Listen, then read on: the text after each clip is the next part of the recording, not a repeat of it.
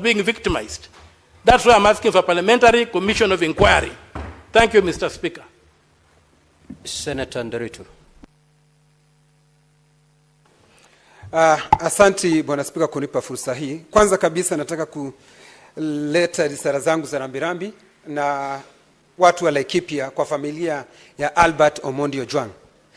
Na nimpongeze Seneta wa Migori Eddie kwa kuleta taarifa hii, kwa sababu wakati huu Bwana Spika, kwa nchi nzima kuna tanzia kwa sababu ya kumpoteza kijana barubaru, kijana ambaye alikuwa ana maono.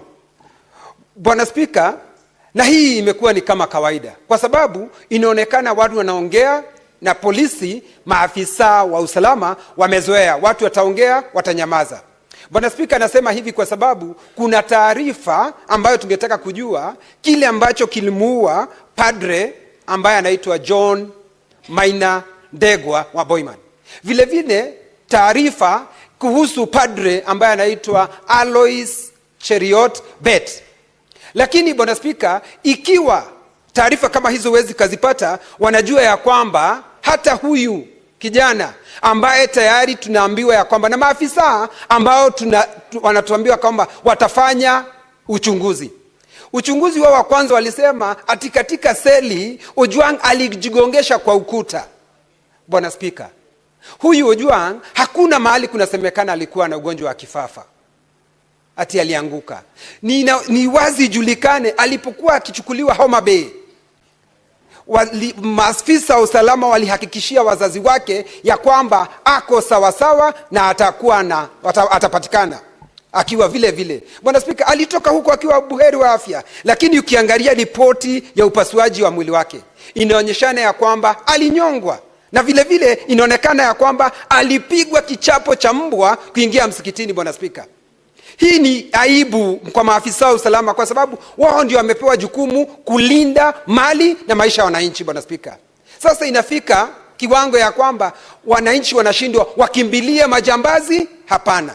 Wakimbilie polisi? Hapana. Kwa sababu Bwana Spika, Inspector General wa polisi anapaswa kuitwa hapa aelezee kinaga ubaga. Naye naibu wa Inspector General wa polisi ambaye anatuhumiwa ya kwamba haya mambo yametendeka kwake, Bwana Spika, anapaswa kuwa amejiuzulu. Na si hiyo peke yake Bwana Spika, samaki anaanza kuoza kutoka kwa kichwa. Waziri wa usalama Kipchumba Murkomen anapaswa akija hapa kesho atuelezee vizuri, na akishindwa kueleza Bwana Spika, ajiuzulu, kwa sababu yeye ndio tunategemea, yeye ndio tumepatia lile jukumu akiwa kama waziri. Nataka kuwashukuru vijana wa hapa Eddie, na shukuru majority leader ama kiongozi wa Senator Asige. Thank you, Speaker. In June of 2024, the streets were the crime scene during the Gen Z protests. Now young people are being executed in a new place. It seems that police stations have become the new crime scene. And I, as I proceed, want to call for the IG and his deputy, who have had far too many extrajudicial killings under their belt in just 1 year, fired with immediate effect.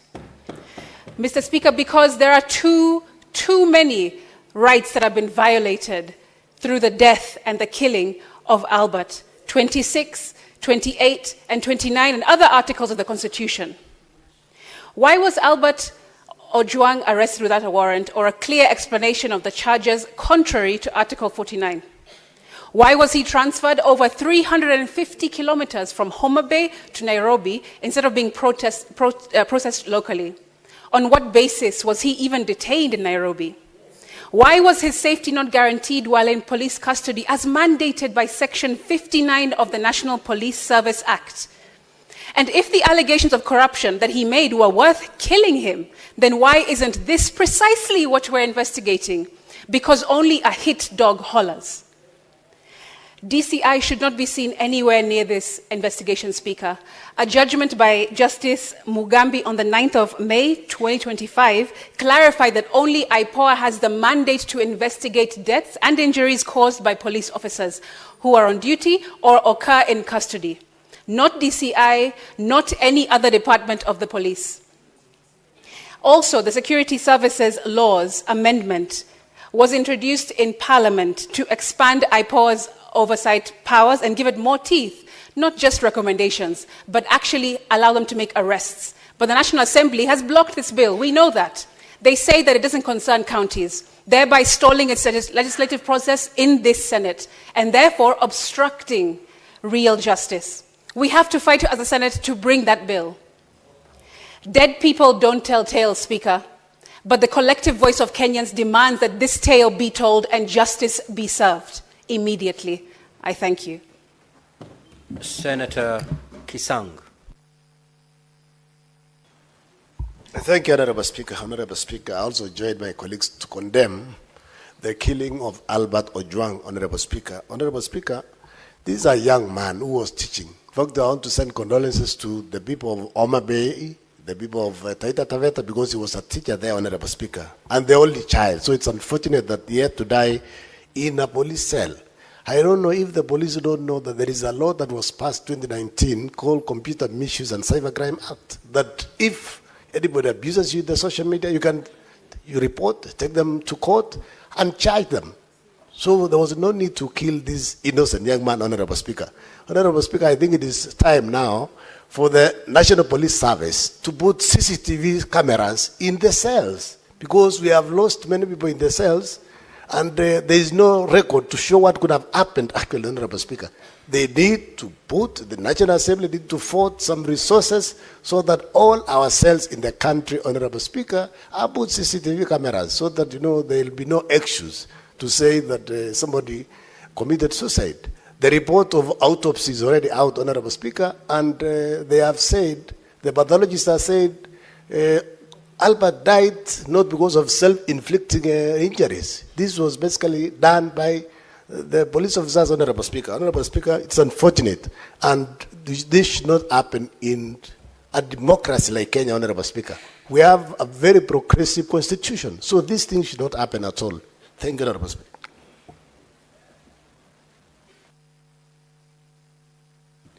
Senator Dulo.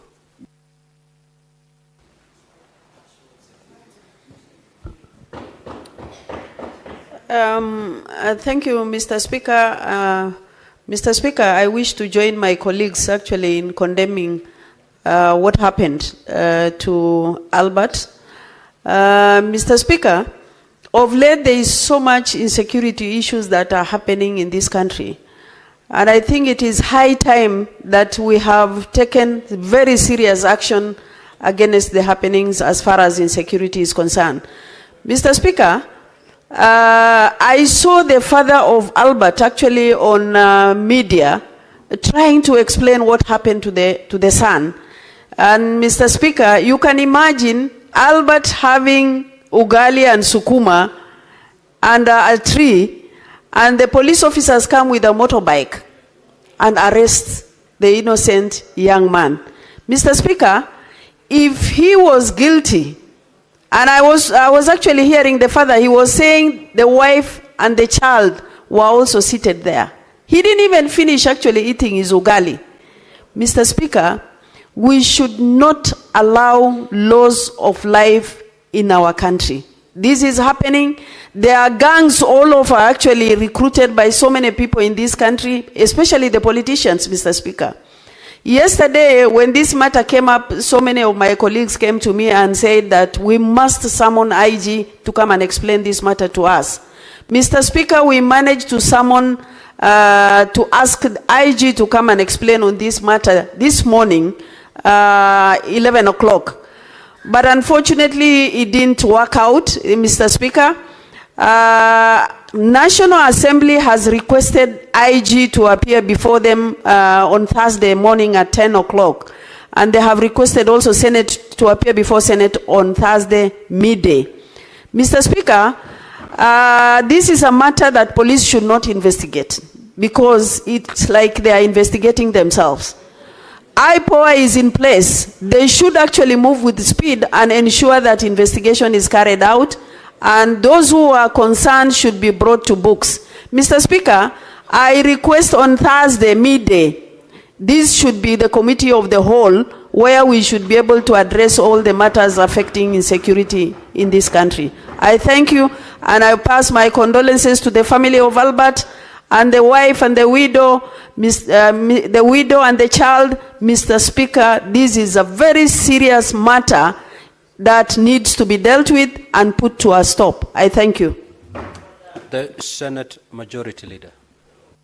Mr. Speaker, on behalf of the people of Kericho and on my own behalf, I join the rest of the country in passing condolences to Albert Ojwang. Mr. Speaker, I've sat here wondering, beyond the things we say as legislators, what else? What happens next? The unfortunate thing, Mr. Speaker, is that we have abated this kind of crimes for too long as legislators.